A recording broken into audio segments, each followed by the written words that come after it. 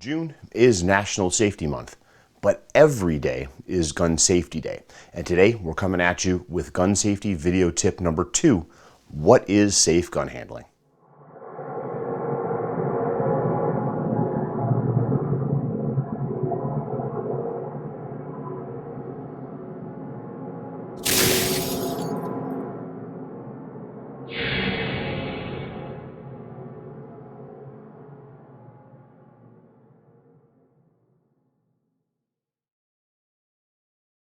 Hi folks, my name is Paul Carlson. I'm the owner of Safety Solutions Academy.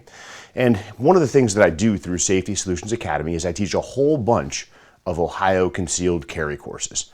Teaching courses to folks in the state of Ohio that want to carry a concealed weapon. And one of the requirements of that course is for students to receive instruction in safe gun handling. That's required by the state of Ohio. But the state of Ohio doesn't define what safe gun handling is. And really, nobody else does either. So I've spent a whole bunch of time as a business owner, as an instructor, as someone that just cares about gun safety, thinking about what safe gun handling is and how it is that I can teach it to my students. And that's what I'm going to share with you today. I look at safe gun handling in a simple 3-prong approach.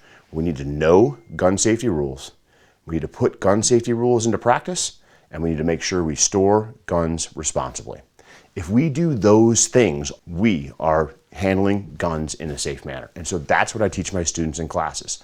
Let's talk a little bit about each of those aspects. First of all, you've got to know the rules.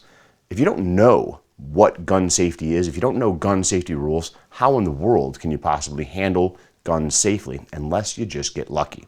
Well, when it comes to firearms, I'm not interested in being just lucky. We need to spend the time learning what it is that we need to know so that we can be safe. And gun safety rules are a good foundation. That's why over the next 3 videos, we're going to take a look at the specific gun safety rules that I teach my students. So that's the first part of safe gun handling, is knowing gun safety rules. The second part of safe gun handling is putting gun safety rules into practice whenever possible. What good does it do to know a gun safety rule if you're not going to use it? It's not just something for the range. You know, when you go to the range, when you go out shooting, it's really easy to follow those gun safety rules. In fact, you're expected to do so. They've got signs that are posted. You might even have some official person like an RSO that's there to hold you accountable. But what about when the RSO isn't there? What about when there isn't a sign hanging on the wall? Do you follow gun safety rules then? When you head out to your car and you put your concealed carry gun back in your holster to drive home, do you follow gun safety rules then? When you get home and you're getting ready to store that gun or clean that gun or repair that gun, are you following gun safety rules at that time? When your buddy comes on over to the house and wants to show you his new gun that he just picked up, do you follow gun safety rules when you're checking it out? When your child is curious and wants to take a look at what's in the gun safe, do you follow gun safety rules then? You see, it's not just what you do when everyone's watching. Maybe it's even more important to make sure that you're following those gun safety rules when no one else is around. The simple fact is that you need to be following those gun safety rules whenever possible. The third aspect of safe gun handling relates to gun storage. We need to store and stage defensive firearms in appropriate ways so that unauthorized users can't gain access. Who don't you want to have access to your firearms?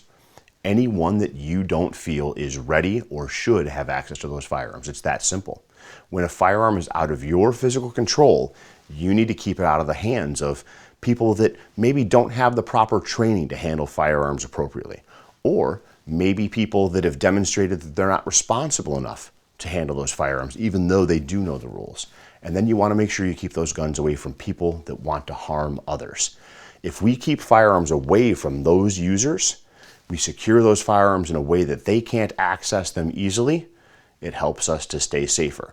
Now, of course, when it comes to defensive firearms, we have to have a way for us to access those firearms with relative ease should we need to defend ourselves. And we'll talk more about that in future videos. But this third point really deals with the fact that when your gun is out of your physical control, you can't allow it to fall under the physical control of someone that could harm themselves or someone else through either ignorance or malice.